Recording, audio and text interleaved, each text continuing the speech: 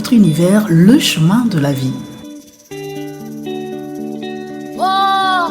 Vous êtes vous.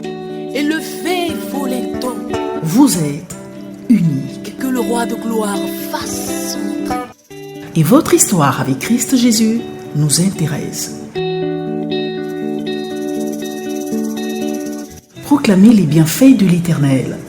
Partagez vos expériences extraordinaires avec lui. Qui est donc ce roi de gloire? L'Éternel fort et puissant. Le chemin de la vie, un programme présenté par Julie Élégant. Le chemin de la vie, tous vos témoignages. Voici le roi de gloire.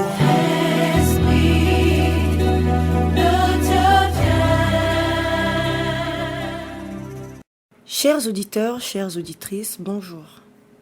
Vous êtes dans notre émission Chemin de la vie, une émission qui illustre les bienfaits de l'Éternel. Vous aurez des témoignages sur comment Jésus-Christ change la vie de quelqu'un en lui montrant le chemin à suivre. Nous accueillons sur ce plateau le prophète Nignos Ezekias Ngwama, qui va nous partager son témoignage, qui va nous partager son appel à Christ. Bonjour, prophète Nignos Ezekias Ngwama. Bonjour, Madame Julie, et bonjour à tout Pointe-Noire et les environs qui nous suivent. Soyez le bienvenu sur notre plateau de la GDH. Alors, nous allons vous écouter, nous raconter votre témoignage. Comment aviez-vous trouvé le chemin de la vie, le chemin vers Christ, l'appel de notre Seigneur? Merci. Je pense que c'est une très belle occasion que vous nous offrez aujourd'hui d'édifier une vie. D'abord, dans Apocalypse chapitre 12, verset 11, il est écrit: ils l'ont vaincu à cause du sang de l'agneau, mais aussi à cause des paroles de leur témoignage. Donc, nous rendons témoignage de la manière dont le Seigneur nous a sauvés, nous a rencontrés simplement parce qu'il y a une vie. Il y a quelqu'un qui traîne encore quelque part, qui pense que Dieu n'est pas venu pour lui. C'est une très très belle histoire, ma rencontre avec le Seigneur. Je peux me remémorer encore aujourd'hui comme si c'était hier. Ça remonte quand même à beaucoup d'années, depuis 97, que je fais ma rencontre avec le Seigneur. Et je suis né d'abord dans une famille païenne. Déjà, mon père, ma mère et personne chez nous priait, ne partait à l'église. Donc du coup, j'étais presque le seul. Bon, il y a eu mon grand frère qui s'est converti avant, qui fréquentait déjà une église de la place. C'était bien, je me rappelle, au quartier Louandili, vers Balou-Constant. Et il fréquentait déjà une église. Et pendant la guerre de 97, nous étions à Loudima avec les parents. On a fui Loudima et le grand frère a perdu les repères. Donc on n'avait plus de contact. Et pour lui, c'était déjà que les parents sont morts pendant la guerre parce qu'il n'y avait pas de téléphone, pas de lettres. Et lui, fréquentant à Pointe-Noire ici, donc il n'avait plus les nouvelles de ses parents. C'est la raison pour laquelle il va finalement à l'église. Et quand lui va à l'église, par notre absence, par manque de nouvelles, il se convertit. Dans l'espoir qu'il ait trouvé une nouvelle famille, qui est la famille en Christ, et il a perdu la famille biologique pendant la guerre. Dieu qui sait faire les choses a permis que nous arrivions finalement à Pointe-Noire au mois de septembre 2017. Nous sommes rentrés à Pointe-Noire et juste le lendemain après, mon grand frère en est rentré, je crois, un certain vendredi. Et mon grand frère, il me dit, écoute, vous êtes arrivé, il faudrait que je t'invite à l'église prier. Or, j'étais un récalcitrant. On m'appelait Barabbas. Et donc, c'était une invitation où on demandait à Barabbas d'aller à l'église. Et vous savez que le combat entre Barabbas et Jésus, Jésus a été le vainqueur. Et mon grand frère ne me présente pas l'évangile. Il m'a tendu un piège. Le piège, c'était que à l'église, il y a un repas. Il ne m'a pas dit, on va prier. Ben, tu vois, je sors de la guerre, déjà coiffure-corée, j'avais vraiment la peau très décolorée. Parce on s'est nourri de la nourriture sans sel pendant plus de 9 à 10 mois. C'était dur. J'avais presque pas de cheveux sur la tête. Mais Dieu a fait grâce. Et ce jour-là, quand on me dit qu'il y a un repas à l'église, c'est une bonne nouvelle. Je pouvais pas faire autrement. Et quand j'arrive à l'église, c'est le docteur Josué Kibinza qui prêchait. Et c'était votre première fois de mettre pied dans une église? C'était ma toute première fois de mettre pied dans une église. Donc avant, vous n'aviez jamais entendu parler de Jésus? Non. Ça ne vous disait rien, au fait? Il nous arrivait une fois l'année d'aller à l'église pour célébrer la naissance d'un bébé Jésus qui faisait que naître chaque année. Je suis désolé de voir un Jésus qui doit rentrer dans mon cœur et dont j'assiste la naissance. À quel moment Jésus va entrer en moi si je dois assister la naissance de Jésus? Jésus n'a pas besoin que nous voyions sa naissance, mais Jésus a besoin de nous voir naître de nouveau. C'est notre nouvelle naissance qui compte et non la naissance de Jésus. Bref, donc on y allait presque chaque 24 décembre quelque part et on voyait une poupée qui venait, voilà, c'est une illustration. Bref, donc concrètement, c'était ce jour où je mettais les pieds officiellement à l'église. Et c'était déterminant. Tout ce que le pasteur avait prêché ne m'avait pas intéressé. Mais c'est après avoir fini le culte qu'on me dit, il y a un repas. C'est le même haricot, c'est les mêmes cuisses de poulet que nous mangeons partout. Mais c'était une nourriture ointe. Comme j'ai l'habitude de le dire, une nourriture ointe. Je respecte l'agapé parce que Jésus m'a sauvé à travers de l'agapé dans une église. Beaucoup des serviteurs de Dieu pensent que Dieu, pour atteindre quelqu'un, il a besoin de voir, par exemple, les climatisations dans une église. Non. D'autres personnes viennent à cause du cadre. D'autres personnes viennent à cause de la parole. D'autres personnes viennent à cause de l'adoration. D'autres personnes viennent à cause de l'accueil. Mais moi, je suis venu à cause du repas. Et donc, tout ça dans l'église pour dire que Dieu contrôle tous les aspects dans une église. Tous les aspects d'un culte. Dieu est au contrôle. Il n'y a pas un moment dans le culte qui est moins important que l'autre. Bon, on a fini de manger. C'était le dimanche. Et nous sommes repartis à la maison. Le lendemain, c'était lundi et mardi. On me dit, il y a culte. Et j'ai dit, certainement donc, il faut que je sois le premier. Donc, quand j'arrive le premier, au moins après le culte, je mangerai encore. Donc, la deuxième raison qui me fait revenir à l'église, c'est le repas. Dommage, c'était pas le cas. Donc, quand j'arrive le deuxième jour, il était 15h, la salle, les chaises n'étaient pas encore installées. J'ai commencé à installer les chaises dans l'église. Et après, je me suis mis dans un coin, au fond. Le culte est fini, moi j'attendais mon repas. Et le culte fini, bon frère, shalom, shalom, on se voit jeudi. J'ai dit, bon, si aujourd'hui, certainement que c'est un jour de semaine, les gens n'ont pas préparé, donc c'est sûr que le jeudi, il y aura repas. Et le jeudi, finalement, quand je reviens, qu'est-ce que je vais remarquer? J'étais devenu l'expert en installation des chaises dans l'église. Je venais toujours à l'heure, j'installais les chaises. Et quand le pasteur venait, il disait, mais qui installe? Je mettais. Et à l'époque, dans ces années, les églises n'avaient presque pas de sonorisation. Donc c'était des tam-tam. Et puisque déjà au village où j'ai grandi à Loudima, je jouais un peu au tam-tam. Et ce jour-là, le batteur n'est pas venu le jeudi. Donc j'ai installé les chaises, le batteur n'est pas venu. Pendant que les chantres entamaient les chants, il n'y avait pas de batteur. Je me suis levé. J'ai commencé à battre le tam-tam. J'ai dit, mais les gens ont dansé sans me connaître. Mais si les gens ont dansé, c'est que j'ai une place dans cette église-là. Et c'est fini. Le dimanche, le pasteur avait déjà remarqué que je battais bien le tam-tam. Il m'a dit, ce frère, Dieu l'appelle. Ça n'a pas traîné. Le docteur Josué Kibinza, mon père, je le salue. Et il dit, cet enfant sera un serviteur de Dieu. Alors, il m'a fait accepter Jésus-Christ. 3 mois après, mon engagement était devenu accentué. Donc, début 98, c'était un fou de Jésus. Et je me suis inscrit à l'école au CG Moué Poiti. Et j'avais un zèle que rien ne pouvait arrêter. Je pouvais oublier mon cahier de cours à la maison, mais pas ma Bible. Et je partais avec ma Bible en classe. Et les professeurs savaient, quand ils rentraient en classe, qu'il y avait un enfant Guama qui était là, le pasteur.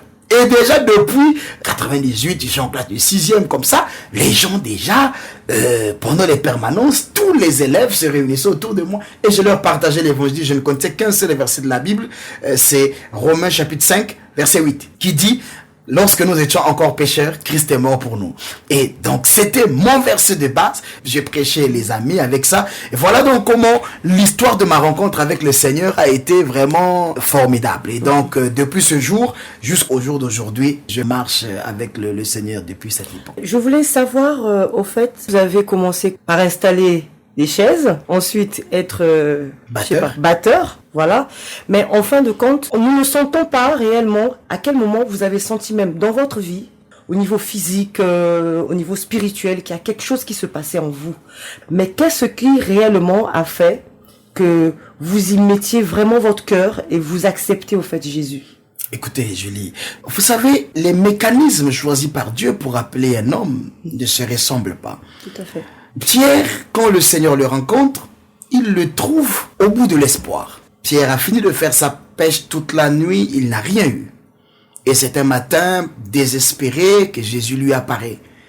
C'est le type d'appel des personnes que Jésus rencontre, que Jésus appelle, mais après avoir vécu une situation difficile. Il ne sait pas que Dieu l'appelle, mais Dieu crée une situation et à partir de cette situation, ça le rapproche du Seigneur. Mais le cas de Pierre n'est pas le cas de Matthieu. Matthieu est un collecteur d'impôts. Assis confortablement dans son bureau, Dieu vient, il lui dit clairement, suis-moi. Et la Bible dit, Matthieu se leva sans avoir fait le point de la journée ou le point de la caisse. Ce jour-là, il se lève et il a suivi Jésus jusqu'au dernier jour de sa vie. Ce n'est pas fini. Vous avez le cas de Paul, Saul de Tarse. Saul de Tarse, il est sur le chemin du mal. Jésus le rencontre et le frappe. C'est le type d'appel qui commence par des menaces. Dieu commence à perturber notre vie. Il bloque une porte. Il nous rend malades. Nous sommes tombés malades. L'entreprise fait faillite. Les business ne marchent plus. À ce moment-là, c'est un appel qui commence avec des troubles, qui vient par des menaces. Donc vous voyez, dans toute la Bible, il y a eu des appels. Samuel est enfant, il dort, il écoute une voix qui l'appelle. Et il est orienté. Dans mon cas, je suis tendu. Dieu me tend la main par un repas. Mais quand je mange la nourriture ointe, c'est la maison que j'ai avalée. Au finish, ce n'était pas un repas. Au finish, ce n'était pas battre le tam-tam. Au finish, c'était un appel. Pourquoi je dis que c'est un appel? Parce que Dieu a créé toutes les conditions pour que nous venions à Pointe-Noire. Parce que c'était ma terre de conversion. Il fallait que je vienne à Pointe-Noire. Et 2 jours suffisaient pour que je vienne à Pointe-Noire. Alors qu'à l'Oudima, nous faisions de la pagaille contre les églises. Pendant que les gens priaient, nous on prenait les pierres, on venait jeter sur des toitures. Tu imagines? Et donc, Dieu crée une situation dans la nation parce qu'il avait envie de sauver quelqu'un, une âme. Une âme coûte plus cher qu'une nation. Et raison pour laquelle Jésus verse son sang pour cette âme. Et quand Dieu me tend la main à travers le repas, je viens découvrir finalement le lieu de mon appel. Et cet appel, je l'ai ressenti après avoir intégré l'église. J'ai commencé à écouter la parole de Dieu. J'ai reçu le Seigneur Jésus-Christ. Et après avoir reçu le Seigneur a commencé à se manifester. Il Amen. a commencé à se révéler puissamment. Amen. Et à partir de là, j'ai quand même des signes précurseurs de mon appel. Avant ma conversion. En 1996, nous étions à l'Oudima. Je vais dormir et je vais faire une vision. La vision, bon, j'étais profane, je n'étais pas chrétien, je ne savais pas comment interpréter ça à cette époque-là. La vision que je vais faire, c'est, il y a eu un grand trou, donc sinon un ravin, et dans ce ravin, il y avait un puits. Et dans ce puits, il y avait des gens. Et moi, on me dit, il y a quelqu'un qui me dit, tu vas rentrer dans ce trou-là, et tu vas faire sortir toutes les personnes qui sont à l'intérieur. Et moi, je rentre dans le trou. Je suis finalement pas dans le trou avec les gens. Je suis à côté du trou. Et on m'envoie un seau, une cantine, dans lequel je faisais rentrer tout le monde dans le seau. Et il y avait quelqu'un en haut qui faisait sortir tous les gens qui étaient dans le puits. Je ne comprenais pas ça. Une autre fois, je vais dormir et je vais rêver une faim. Il y avait une grande armée qui était venue et il y avait une guerre. Mais c'est moi qui étais dans le chemin pour indiquer les gens la bonne direction à prendre. Ne fouillez pas, n'allez pas dans cette direction. Prenez cette direction. Je ne pouvais pas comprendre tout ça. Le rêve de ma vie, c'était que je sois un, comment on appelle ça, pilote bombardier. L'un des signes de ma conversion, c'est que le Seigneur m'a permis d'être guéri dans mon cœur. J'étais un garçon meurtri. Et j'avais la décision d'être un rebelle. J'avais la décision de tenir l'arme un jour pour rendre le mal par le mal, parce que j'ai vu comment mon père a perdu tout dans sa vie à cause d'une guerre. J'ai dit, je préférerais intégrer l'armée et le faire. Mais quand je viens à l'église, le message de Christ me convertit. Quand je viens à l'église, mon cœur pardonne. J'arrive à l'église, je reçois une paix intérieure que je n'ai jamais connue de toute ma vie. Et depuis ce jour-là, j'avais compris que Dieu avait un plan. Et aujourd'hui, je suis devenu un grand pilote bombardier des démons, des sorciers, voilà, qui fait de telle sorte que le monde des ténèbres n'arrive plus à bien fonctionner parce que nous sommes là en train, soit de sortir les gens d'un trou, ou soit en train d'indiquer les gens le bon chemin à travers de notre évangile que nous prêchons. Sur ce, vos parents païens, Oui. qu'est-ce qu'ils ont ressenti quand ils ont découvert que leur fils avait changé? Est-ce qu'ils se sont convertis eux aussi? Oui, bien sûr. Toute la famille, bien sûr, chrétienne. Bien sûr. Ça, c'est l'une des plus grandes couronnes que Dieu m'a données avant d'aller au ciel. C'est que j'ai pu gagner centimètre par centimètre les membres de ma famille. Amen. Quand mon père, M. Ngwama, a vu son fils Barabbas avoir une Bible. Vous savez, moi, j'étais l'un des enfants. Quand mon père m'engueulait, c'est moi qui partais fermer la porte et je lui disais, parle encore. Mon père. Lui, il m'engueule et moi, je vais fermer la porte et je lui dis, parle encore. Vous voyez, vous avez un enfant comme ça, de cet état, rempli de démons, et qui cette fois-ci se convertit. J'ai commencé par respecter mes parents. C'était l'un des signes de ma conversion. Et j'étais toujours colérique, avec un front fermé. La sœur qui vient après moi, le jour où vous allez la voir, aujourd'hui Dieu a fait grâce, le sang de Jésus a lavé son visage, elle avait des cicatrices partout, parce que tout ce que j'avais sur ma main, je frappais sur quelqu'un. Un couteau, une hache, et j'ai fait des choses horribles. Horrible. Et aujourd'hui, je vois des jeunes, j'ai dit, mais les jeunes, il faut venir au Seigneur. Ils ne sont pas des bons païens. Nous étions des bons païens. Je vais te prendre un exemple, Julie. À l'époque, si quelqu'un dit, par exemple, que son musicien c'est Koffi Olomide, ou l'autre dit que son musicien c'est Papa Wemba, c'est ton musicien. Moi, mon musicien, par exemple, j'ai dit c'est Koffi Olomide. Et je ne peux pas dire que mon musicien dépasse le tien. Non. Il faudrait que nous nous battons. Celui qui tape l'autre, donc son musicien est le meilleur. Tu vois, aujourd'hui les gens sont là, je suis païen, je veux... Mais ils sont pas des bons païens. Nous avions utilisé des bouteilles de coca qu'on a frappé sur les autres à cause d'un musicien qu'on n'a jamais connu ou qui ne nous a jamais connus aussi. Donc, on passait des journées entières. Les parents recevaient toujours des plaintes. Tel enfant, il est parti se battre. On avait toujours des groupes, des quartiers. On était toujours dans des mouvements de brigands comme ça. Et... aujourd'hui, vous avez un enfant poli, docile dans la maison, qui sourit. L'un des signes de ma conversion, c'est que j'ai commencé à sourire parce que je ne souriais pas. Je ne souriais pas. Et quand le Seigneur Jésus est rentré dans ma vie, Jésus ne transforme pas que notre âme et notre esprit. Jésus transforme même nos sens, nos émotions.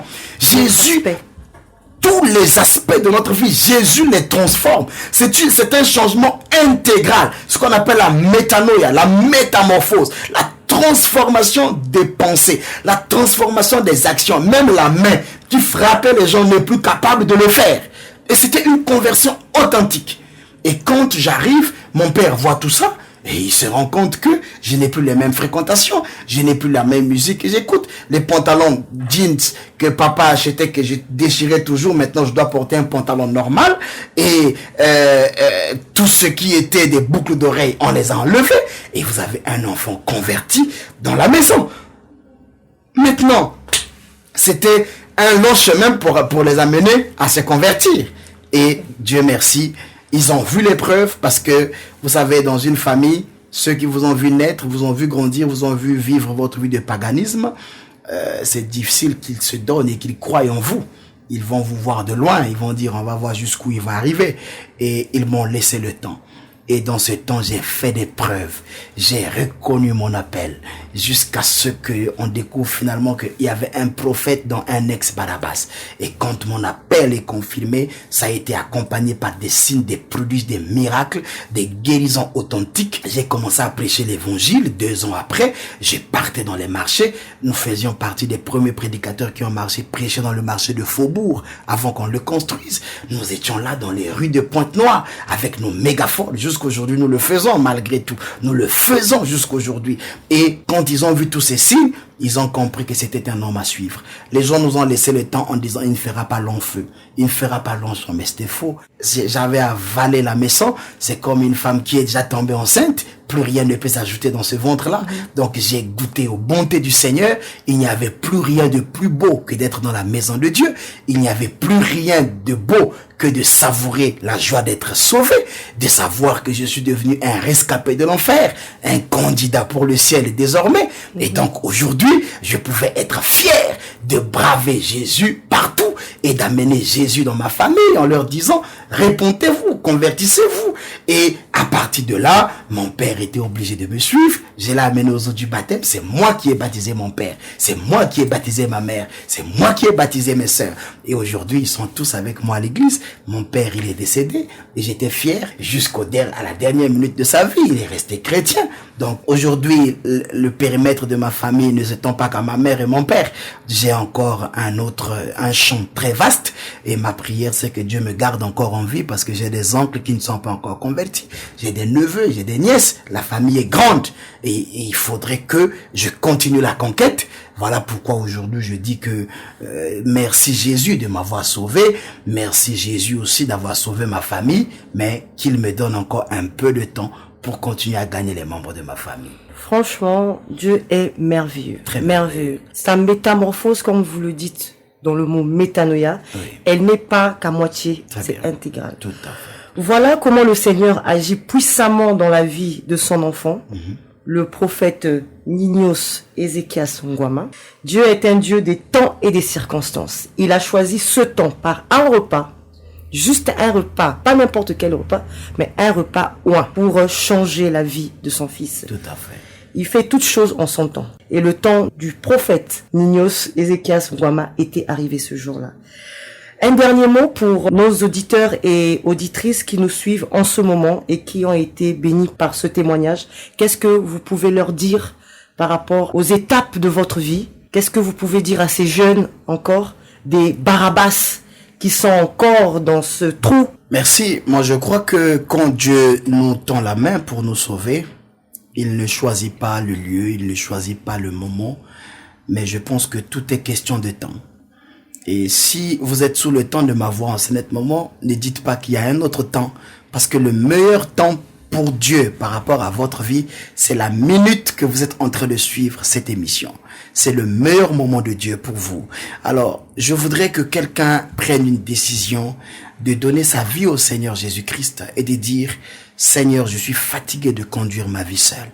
J'ai essayé de conduire ma vie, mais tout n'a été que déception, corruption et rien n'a marché.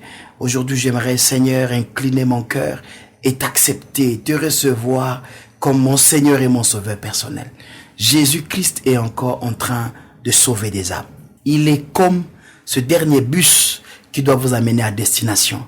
Ne dites pas qu'il y aura encore un autre bus en dehors de celui-ci. Alors, vous tous qui avez suivi cette émission, qui est resté sous le temps de notre voix, aujourd'hui, c'est le plus beau jour de votre vie. Hier est passé. Hier, vous l'avez oublié parce que c'est le passé. Aujourd'hui, vous le connaissez. Demain, vous ne le maîtrisez pas. Aujourd'hui, c'est le plus beau jour de votre vie. Voilà pourquoi on l'appelle le présent, c'est-à-dire le cadeau. Aujourd'hui, j'aimerais que quelqu'un prenne la décision d'ouvrir son cœur et de dire, Seigneur, entre dans ma vie et sauve-moi. C'est simple. Et après avoir fait cette prière, cherchez une église qui est très proche de votre domicile et allez-y, présentez-vous, dites, j'ai suivi une émission, j'ai été touché et aujourd'hui, je veux prier, aidez-moi à donner ma vie au Seigneur. Pour vous tous qui avez suivi cette émission, je vous lance un défi. Je vais vous chercher au ciel.